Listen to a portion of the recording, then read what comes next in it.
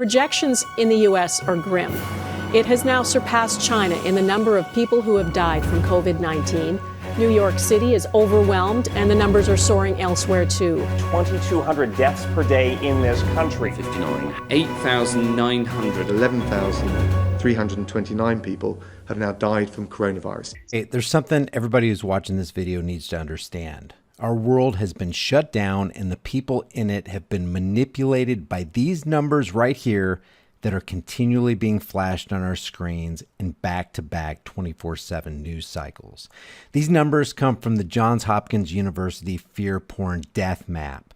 For years, it's been reported that universities like Johns Hopkins have been heavily influenced by so-called research dollars from biotech and pharmaceutical companies. Well, last Friday, I received a 7-page document that sort of told me that if I had an 86-year-old patient that had pneumonia but was never tested for COVID-19, but sometime after she came down with pneumonia, we learned that she had been exposed to her son, who had no symptoms, but later on was identified with COVID-19, that it would be appropriate to diagnose on the death certificate COVID-19.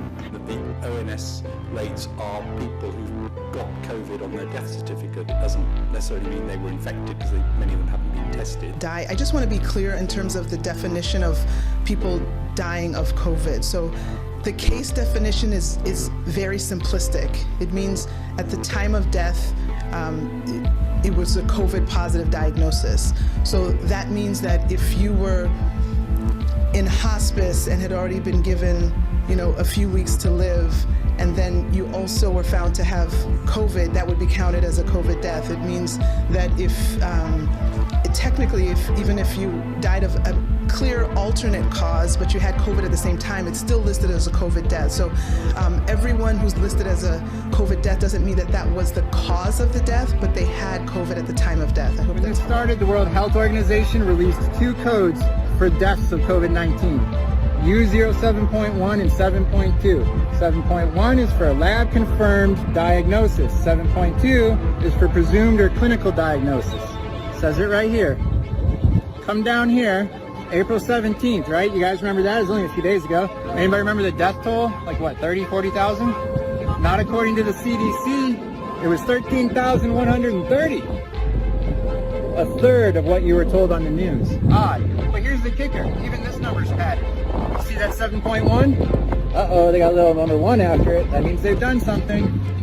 Down here, deaths with confirmed or presumed COVID-19 coded to ICD-10 code U07.1. And what really pisses me off is that there are thousands, tens of thousands of doctors and scientists out there that know that this is a fraud, and they're not saying anything. Either one, they're scared of social ostracization because they're going to be called out, or social shaming, or they're afraid that they're going to lose their license. For God's sake, this is changing the planet, and every scientist and every doctor that knows this to be a facade needs to open their mouth and speak.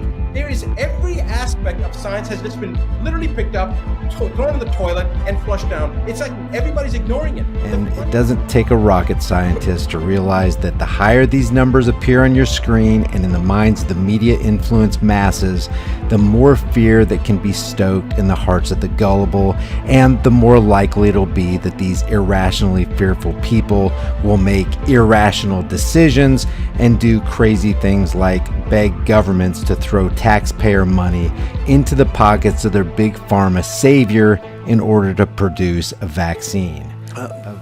We know that developing vaccines is a really important step, and that's why there are brilliant researchers working across the country in coordination and in collaboration with the international community as we all make efforts to develop a vaccine.